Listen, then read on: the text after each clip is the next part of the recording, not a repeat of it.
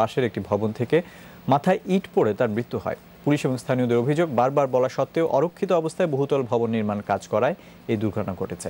রাকিব হাসানকে সঙ্গে নিয়ে রিপোর্ট করছেন তানভীর খন্দকার।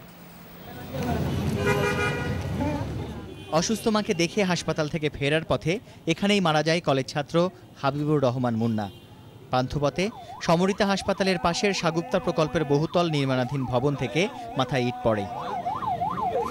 তাদেরকে বহুবার নিষেধ করা হয়েছে যে রাস্তা দিয়ে মানুষ যায়, এর আগেও গাড়ি ভাঙছে, মানুষের মাথায় পড়ছে, আহত হয়েছে। আজকে এই ছেলেটা একমাত্র ছেলে, একটা বাবার একটাই ছেলে, ইন্টারমিডিয়েট পরীক্ষা দিয়েছে মাত্র, ছেলেটা মারা গেছে। এই পরিবারটা কি হবে এখন? আমরা রেগুলারই খবর পাই যে এখানে অ্যাক্সিডেন্ট হয়, কারোর গায়ে ইট পড়ে, কেউর গায়ে পানি পড়ে, কেউর গায়ে বালু পড়ে। ওই যে আগুন ড্রিল করলে ড্রিলের আগুনের ফুলকিগুলা পরে মানুষের আসা যাওয়া কোনো শেড নেই। দেখেন কি অবস্থা। আপনি তেজগাঁও কলেজ থেকে এবার এইচএসসি পরীক্ষা দিয়েছে মুন্না।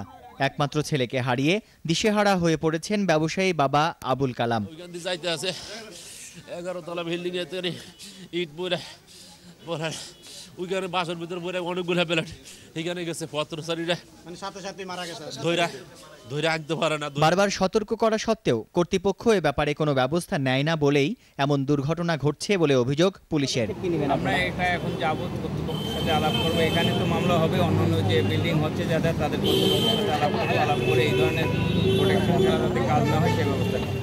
ঘটনায় পুলিশ সহকারী ঠিকাদার সহ সংশ্লিষ্ট 5 জনকে আটক করে। তানভীর খন্দকার, 21 টেলিভিশন।